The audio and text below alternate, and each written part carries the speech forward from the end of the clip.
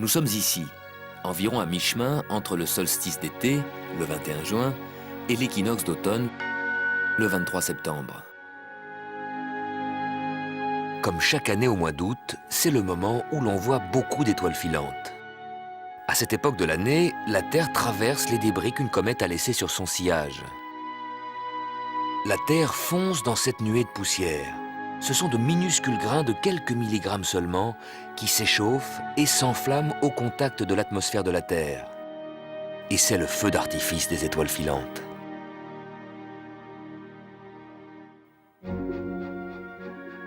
C'est la comète Swift-Tuttle qui est passée par là. Elle s'éloigne jusqu'au-delà de Pluton et revient tous les 130 ans. Elle croise l'orbite de la Terre à l'endroit où la Terre passe chaque mois d'août.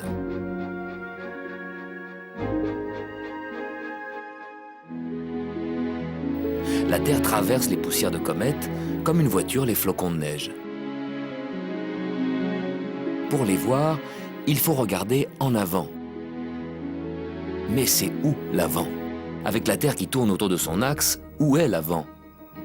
Pour regarder dans la direction de la course de la Terre, vous devez toujours avoir le Soleil à votre gauche.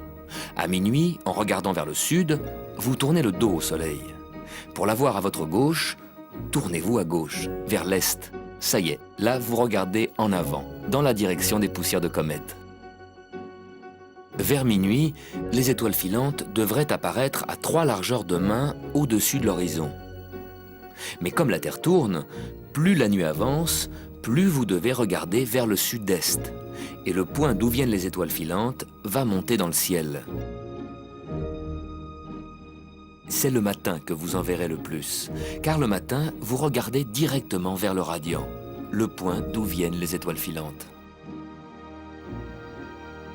D'autres comètes passent plus loin de la Terre, comme la célèbre comète Halley, qui revient tous les 76 ans. La comète Hale-Bopp, qui est passée près du Soleil en mars-avril 97, met des millénaires avant de revenir. Peut-être est-elle déjà passée il y a 3000 ans. On le saura dans 3000 ans, si elle revient.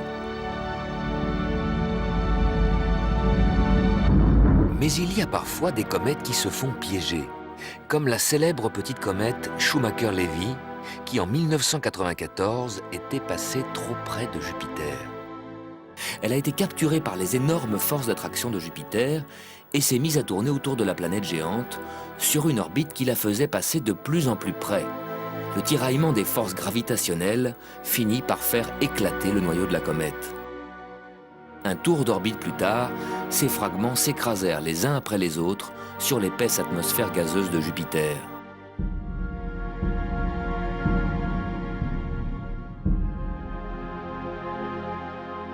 Et nous, sur la Terre, est-ce qu'on risque une pareille collision?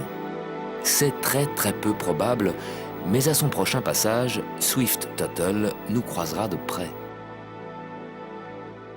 Au dernier passage de Swift-Tuttle, les astronomes avaient calculé et prédit son retour pour 1984. Mais les comètes ne sont pas fiables. Réchauffées par le Soleil, elles éjectent des masses de gaz et de poussière, et cela modifie leur trajectoire et bien entendu, le moment exact de leur retour. Swift-Tuttle nous est arrivé avec 8 années de retard, en novembre 1992. La comète a croisé notre trajectoire alors que nous étions ici, loin de la trajectoire de la comète. Ce lieu de croisement, la Terre y passe chaque année le 12 août. Mais attention, le prochain rendez-vous de la comète est prévu pour un 14 août.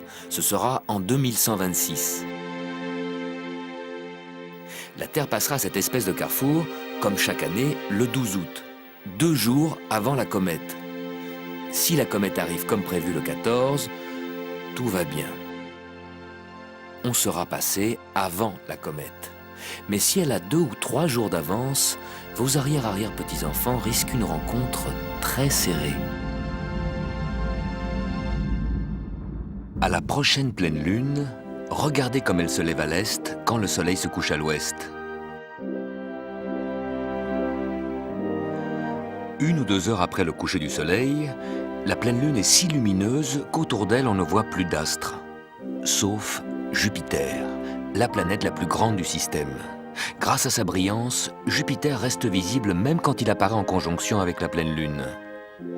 Bien que ces deux astres apparaissent côte à côte, n'oubliez pas que Jupiter est 1500 fois plus éloigné.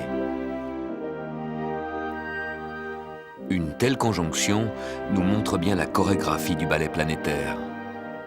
La Terre avance sur son orbite 12 fois plus vite que Jupiter. Pour un tour complet du Soleil, la Terre met 1 an. Jupiter, 12 ans. La Terre peu à peu rattrape Jupiter et se glisse entre Jupiter et le Soleil. Dans cette position, Jupiter est en face du Soleil, en opposition. Vu de la Terre, Jupiter se trouve du côté opposé au Soleil. Revoyons tout ça avec la Lune, qui chaque mois fait le tour de la Terre. Quand elle rejoint la ligne Terre-Jupiter, elle est en conjonction avec Jupiter.